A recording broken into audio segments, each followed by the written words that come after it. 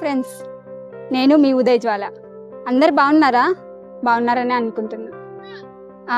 ఈరోజు నేను ఏం మాట్లాడుతున్నాను అంటే, యాక్చువల్గా లాస్ట్ టైము నేను దుబాయ్ వెళ్ళినాను కదా. అక్కడ జాబ్స్ అంటే ఇక్కడ నుంచి కువైట్కి దుబాయ్కి వెళ్ళే పని మనుషులు, తర్వాత ఇంట్లో పని మనుషులు వేరు, వంట చేసేవాళ్ళు వంట మనుషులు, ఇంకా తర్వాత డ్రైవర్స్, వీళ్ళు వెళ్ళినప్పుడు అక్కడ సిచ్యువేషన్ ఎలా ఉంటుంది, ఎలా వాళ్ళకి మనీ వస్తుంది అని చెప్పేసి, అంటే ఆడ సిచ్యువేషన్ ఎట్లుంటుంది, వాళ్ళని బ్యాడ్గా యూస్ చేసుకుంటారా మంచిగా యూస్ చేసుకుంటారా అని చెప్పేసి వేరే వాళ్ళు నన్ను అడిగినారనమాట. దాని గురించి ఒక వీడియో చేయమని.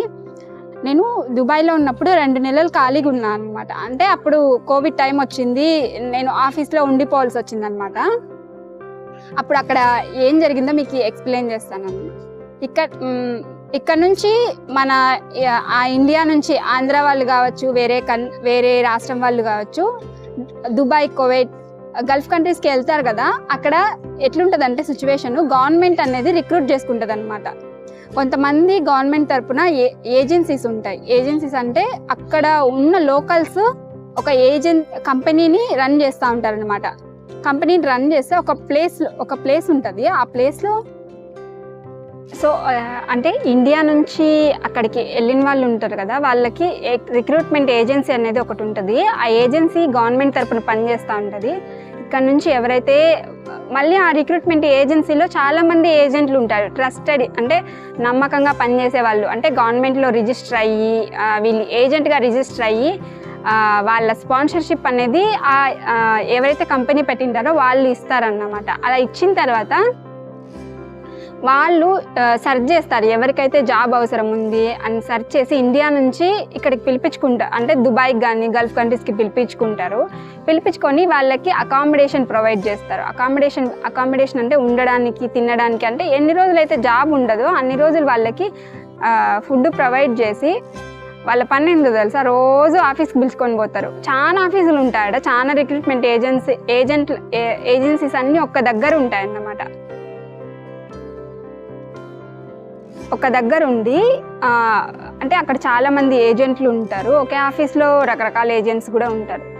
ఆడ కూర్చొని పెడతారనమాట. అంటే ఫిష్ మార్కెట్ ఉంటుంది చూసినారా, చేపల మార్కెట్, అదే కూరగాయల మార్కెట్, అట్లా రకరకాల అట్లాగా మనుషుల్ని కూర్చొని పెడతారు.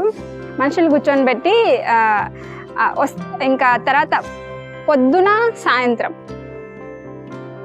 సాయంత్రం అంటే పొద్దున్నే మార్నింగ్ వెళ్తే ఆఫీస్కి, మళ్ళీ మధ్యాహ్నం నిద్రపోతారు. ఎండ ఎక్కువ ఉంటుంది కదా, మధ్యాహ్నం నిద్రపోతే మళ్ళీ నైట్లో ఈవినింగ్ 5 o'clock నుంచి 9-10 అరౌండ్ అన్ని ఆఫీసులు ఒకేలాగా ఉండవు అనమాట. కూర్చొని పెడతారు. ఎవరికైతే పని మనుషులు, వంట మనుషులు అవసరం ఉంటారో వాళ్ళు వస్తారన్నమాట. వాళ్ళు వైఫ్ అండ్ హస్బెండ్, భార్యాభర్తలు వచ్చి, లేకపోతే వాళ్ళ ఇంట్లో వాళ్ళు వచ్చి సెలెక్ట్ చేసుకుంటారు. ఈ పని మనిషి ఇండోనేషియా, ఇండియన్, అంటే వంట మనుషులు కావాలా, ఇంట్లో క్లీనర్ కావాలా, డ్రైవర్లు కావాలా, చాలా రకాల కంట్రీస్ నుంచి వచ్చిన వాళ్ళు ఉంటారన్నమాట. వాళ్ళందరూ కూడా ఫేస్ని చూసి, ఎక్స్పీరియన్స్ని చూసి వాళ్ళని సెలెక్ట్ చేసుకుంటారు. సెలెక్ట్ చేసుకున్న తర్వాత ట్రయల్ అనేది ఒకటి ఉంటుంది అనమాట. అప్పుడు ట్రయల్ అంటే ఏంది తెలుసా, కొన్ని రోజులు, ఒక వారము 10 రోజులు వాళ్ళని టెస్ట్ చేస్తారు. వాళ్ళ ఇంటికి తీసుకొని పోయి వాళ్ళకి అక్కడ సపరేట్గా పని మనుషులకి ఒక రూమ్స్ ఉంటాయన్నమాట. నేను మా ఏజెంట్, అంటే నేను 2 నెలలు కోవిడ్ టైంలో ఖాళీగా ఆఫీస్లో ఉన్నాను కదా, అంటే ఏజెంట్ నన్ను అడిగింది అనమాట, అంటే ఖాళీగా రూమ్లో కూర్చోవడం ఎందుకు, నాతో పాటురా, కొంచెం హెల్ప్గా ఉంటుందంటే నేను వెళ్ళిన. ఇంకా వాళ్ళ డేటా కలెక్ట్ చేయడము, ఫొటోస్ తీసుకొని మళ్ళీ తర్వాత ఎవరికైతే అవసరం ఉంటుందో వాళ్ళకి సెండ్ చేయడము, అట్లా చేసేదాన్ని అనమాట. చేసినప్పుడు అదే డేట్ నాకు కొంచెం తెలిసింది వర్క్ ఏంది ఇట్లా అని చెప్పేసి. అక్కడ చూసిన వాళ్ళు ఇళ్ళల్లో ప్రతి ఒక్క ఇంట్లో కూడా సపరేట్గా వాళ్ళకి ఒక రూము, ఫెసిలిటీస్ అన్నీ ప్రొవైడ్ చేస్తారన్నమాట. అంటే వాళ్ళ ఇంట్లో కాకుండా పక్కన కిచెను, అది కనెక్షన్ ఉంటుంది, ఆడ కనెక్షన్ ఉంటుంది, దాంట్లో ఇస్తారనమాట. వాళ్ళకి ఫెసిలిటీస్ అన్నీ మంచిగా ఇస్తారు. మీరు ఇంకా చూసింటారు ఈ మధ్య రాజంపేట ఒక అన్న వీడియోస్ నేను చూస్తూ ఉంటా. ఆయన కువైట్లో నుంచో ఎక్కడి నుంచో పెడతా ఉంటారు. ఇంకా ఒక అక్క పెడతా ఉంటుంది, సో వీళ్ళందరూ ఎట్లా అన్న వీడియోలో చూసిందే వాళ్ళు అకామిడేషన్ ప్రొవైడ్ చేస్తారు కదా, అట్లనే ఉంటుంది ఆల్మోస్ట్. లేడీస్ కూడా అట్లనే ఉంటుంది. ఇంకా తర్వాత వీళ్ళు రిక్రూట్ చేసింటారు, అంటే ఆ పని చూపించినందుకు, ఇండియా నుంచి తీసుకొచ్చి వాళ్ళని అక్కడ కూర్చొని పెట్టి జాబ్ వచ్చేంత వరకు చూసినందుకు వాళ్ళకి ఒక 10,000 దిర్హం నుంచి 20,000 అంటే 10,000 దిర్హం నుంచి 20,000 దిర్హం ఉంటుంది. ఒక్కొక్క దిర్హం అనేది 20 రూపీస్ నుంచి 18 రూపీస్, అంటే మధ్యలో తగ్గుతూ ఎక్కుతూ ఉంటుంది అన్నమాట. కన్ఫర్మ్గా ఒకే లైన్లో అయితే ఉండదు. సో అప్పుడు వాళ్ళు ఏం చేస్తారంటే తీసుకెళ్ళి ట్రయల్ ఓకే అయిన తర్వాత సగం ముందు అడ్వాన్స్ పే చేసింటారు కదా, తర్వాత ఇన్ కేసు వద్దు అనుకుంటే మళ్ళీ వాళ్ళు ఎన్ని రోజులు అయితే పని చేసినారో అంత డబ్బులు వాళ్ళకి ఇస్తారన్నమాట, అంటే డైలీ బేసిస్లో ఇస్తారు. సో ఏజెంట్ తీసుకొని వాళ్ళకు కూడా ఇస్తారు కొంచెము, వీళ్ళు కూడా ఖర్చులకు పెట్టుకుంటారు. తర్వాత 20,000 దిర్హం అంటే ఆల్మోస్ట్ 4 లక్షల దాకా వస్తుంది అన్నమాట. ఒక మనిషిని ఇండియా నుంచి తీసుకొచ్చి వాళ్ళకి అక్కడ ఒక ఏజెన్సీలో వాళ్ళకి ఫుడ్ అకామిడేషన్ ప్రొవైడ్ చేసి ఆ తర్వాత మళ్ళీ వాళ్ళకి జాబ్ చూపించి, ఇంకా తర్వాత వీసా ఛార్జెస్ అంతా ఏం ఉండదు, ఫ్లైట్ టికెట్స్ అన్నీ కూడా గవర్నమెంటే ఇస్తుందని ఆమె చెప్పింది, నాకు కన్ఫామ్గా తెలీదు. సో ఇచ్చిందనమాట. మళ్ళీ వాళ్ళకి వీసా ఛార్జెస్ అనేవి సపరేట్గా ఉంటాయి. ఒక 2 సంవత్సరాలకి 2 సంవత్సరాలకి వీసా అనేది ప్రొవైడ్ చేయడానికి ఎవరైతే ఫ్యామిలీ తీసుకెళ్ళింటారు కదా వాళ్ళు వీళ్ళకి వీసా ఇస్తారన్నమాట. వాళ్ళు గవర్నమెంట్కి డబ్బులు కట్టి వీసా ఇస్తారనమాట, డబల్ ఛార్జెస్ పడతాయి వాళ్ళకి. అందుకే ఎవరైతే ఇండియా నుంచి కానీ వేరే కంట్రీస్ నుంచి అక్కడ పోయి పని చేయడానికి వెళ్ళింటారో వాళ్ళు 2 సంవత్సరాలు పని చేసి మధ్యలో రావడానికి ఎందుకు పర్మిషన్ అంటే వాళ్ళు కూడా వీళ్ళని కొనుక్కొని ఉంటారు 2 సంవత్సరాల పని కోసం. అక్కడ వీళ్ళు వెళ్ళి ఏదో ఇల్లీగల్ పనులు చేస్తారు, అవి కొంచెం అట్లానే ఏం కాదు, వాళ్ళని బాగా వాడుకుంటారు. ఎట్లాంటి పనులు అంటే ఇంట్లో ఎక్కువ పని అంటే ఎక్కువ వాడుకుంటారని, అంటే అట్లని కాదు, అవసరానికి. ఇప్పుడు వాళ్ళు డబ్బులు పెట్టి మీరు ఒక చోట జాబ్ చేస్తున్నారంటే ఆ జాబ్ ఫుల్ఫిల్ చేయాలి కదా. సో అందుకని చెప్పేసి వాళ్ళు పని చేస్తారనమాట. వాళ్ళకి రెస్ట్ ఉంటుంది, ఫుడ్ ఇస్తారు, మంచి ఫుడ్ ఇస్తారు. వాళ్ళు అంటే ఫస్ట్ ఇంకో విషయం తెలుసా, వీళ్ళు వంట మనుషులు అయితే వీళ్ళు వంట చేసి వాళ్ళకి ఇచ్చిన తర్వాత కొంతమంది అయితే వాళ్ళు తిని మళ్ళీ వీళ్ళకి ఇస్తారు. అందరూ ఒకేలాగా ఉండరు పని మనుషులు. కొంతమంది మంచిగా చూసుకుంటారు, కొన్ని చోట్ల ప్రాబ్లమ్స్ ఉంటాయి. ఇండియాలో కూడా ప్రాబ్లమ్స్ ఉంటాయి కదా, అక్కడికి వెళ్ళిన వాళ్ళు డబ్బులు సంపాదించుకుంటారు హ్యాపీగా, మంచి ఫ్యామిలీ దొరికితే పర్వాలేదు. కొంచెం అటు ఇటు ఉండి నచ్చలేదు అంటే ఇంకా అక్కడ వాళ్ళకి క్రిస్టియన్స్ ఇక్కడ నుంచి వెళ్ళిన వాళ్ళు అందరికీ హిందూస్ అంటే నచ్చదు, కొంతమందికి క్రిస్టియన్స్ అని చెప్పమని చెప్తారు ఏజెంట్స్, నేను విన్నా అది. కొంతమందికి అందరూ యాక్సెప్ట్ చెయ్యరు.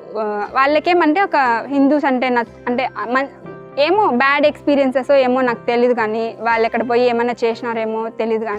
కానీ కొంతమంది అయితే హిందువులన్నా ఏ కులమై ఏ మతం అయినా కూడా వాళ్ళకి ఏం అబ్జెక్షన్ అనేది ఉండదన్నమాట. సో అక్కడికి వెళ్ళి వాళ్ళు జాబ్ చేసుకొని ఇన్ బిట్వీన్ మళ్ళీ ఇండియాకి రావడానికి ఫ్లైట్ టికెట్స్ ఏమన్నా అవసరమైతే వాళ్ళే ఇస్తారు, ఫ్లైట్ టికెట్స్ వెళ్ళడానికి వాళ్ళే ఇస్తారనమాట. మధ్యలో రావడానికి మధ్యలో వాళ్ళకి ఏదైనా రంజాన్ వచ్చినప్పుడు మధ్యలో డబ్బులు కూడా ఇస్తారు, బాగా చూసుకుంటారు అక్కడికి. కానీ కొంతమంది అక్కడ ఉండలేక వచ్చేస్తారు, అంటే అది వాళ్ళు కొత్తగా అక్కడికి వెళ్ళి ఫుడ్ అడ్జస్ట్ అవ్వక, వాళ్ళ మాటలు అర్థం కాక, పని కొత్తగా అనిపించి ఇక్కడికి వచ్చి ఏంది పని మనుషులు పని చేయడము అని అనుకొని కొంతమంది రిటర్న్ వచ్చేస్తారు తప్పితే, అక్కడికి పోయి ఇక్కడ ఇండియాలో ఎట్లాంటి పూరి గుడిసెల్లో ఉండేవాళ్ళు అక్కడికి వెళ్ళి పెద్ద పెద్ద బంగ్లాలు అవన్నీ చూసి అక్కడ అడ్జస్ట్ అవ్వడానికి చాలా డిఫరెన్స్ అయితే ఉంటుంది కదా. సో ఆ డిఫరెన్స్ని అక్కడ చూడడం వల్ల వాళ్ళు ప్రాబ్లం ఫేస్ చేసి తిరిగి వచ్చేస్తారు. అదే అక్కడ జరిగేది, ఇంకేం లేదు.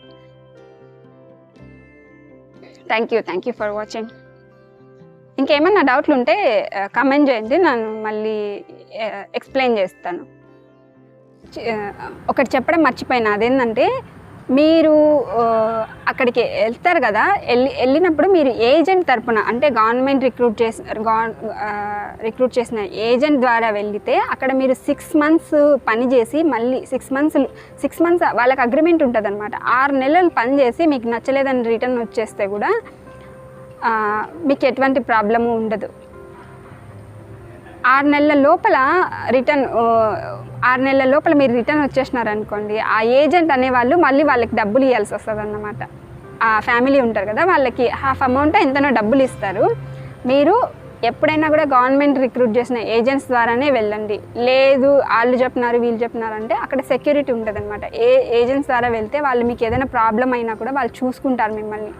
ఏదైనా కేసెస్ అయినా కూడా అక్కడ ఏదైనా ప్రాబ్లం అయ్యి మీరు రిటర్న్ వచ్చినా, అప్స్కాండ్ అయిపోయినా, ఇంకా ఇండియా మీరు ఏదైనా ప్రాబ్లం ఉంటే ఇండియన్ ఎంబసీ అని ఒక ఆఫీస్ ఉంటుంది అక్కడ.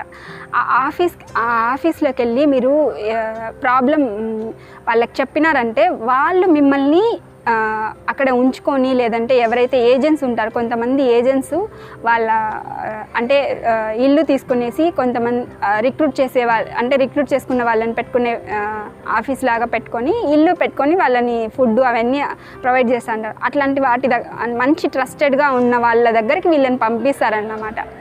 ఇన్ కేస్ ఎవరైనా కేసులు అక్కడ ఉన్న వాళ్ళ మీద కేసులు అట్లా ఏదైనా పెట్టినప్పుడు కూడా వాళ్ళని తీసుకెళ్ళి ఇట్లాంటి ఆఫీస్లో పెట్టేస్తారన్నమాట. నేను అక్కడ ఉన్నప్పుడు కూడా మా ఆఫీస్ దగ్గర కూడా చాలామంది వాళ్ళు వచ్చిండే నేను చూసిన. అందరూ అంటే అక్కడ నుంచి వచ్చే వాళ్ళు కూడా కొంతమంది మంచి వాళ్ళు ఉండరు, వేరే కంట్రీస్ నుంచి వచ్చే వాళ్ళు కూడా కొంతమంది మంచి వాళ్ళు ఉండరు. కొంతమంది అప్స్కాండ్ అయిపోతారు తెలుసా, వెళ్ళిపోతారు ఎవరికి చెప్పుకోకుండా. వాళ్ళు ఈ ఏజెంట్స్ ఇండియాలో కొంతమంది ఏజెంట్స్ ఉంటారు కదా, వీళ్ళకి అక్కడ రిక్రూట్ చేసేవాళ్ళు, వాళ్ళకి వీళ్ళు 1,00,000 అట్లా డబ్బులు ఇచ్చి వీళ్ళని తీసుకుంటారన్నమాట. ఇది ఈ బిజినెస్ అంతా ఇట్లనే జరుగుతుంది. వాళ్ళు ఎంత లేదన్నా ఒక రోజుకి 2-3 లక్షలు సంపాదిస్తారు బాగా సేల్ అయితే. సో మంచి టైం ఉండి అవసరం ఉంటే. ఇప్పుడు ఈ మధ్య కొంచెం స్టాప్ చేసినారని విన్నా, కన్ఫామ్గా నాకు తెలీదు. నాకు కూడా ఒక ఏజెంట్ మేడం తెలుసు, ఆ మేడం రిక్రూట్ చేస్తూ ఉంటుంది అనమాట, అప్పుడప్పుడు మాట్లాడుతూ ఉంటా. సో బాగానే చూసుకుంటుంది ఫుడ్, అంటే కేరళ ఆమె బాగానే మెయింటైన్ చేస్తుంది. So thank you for watching. మళ్ళీ ఎక్స్చేంజ్ చేసినందుకు సారీయా.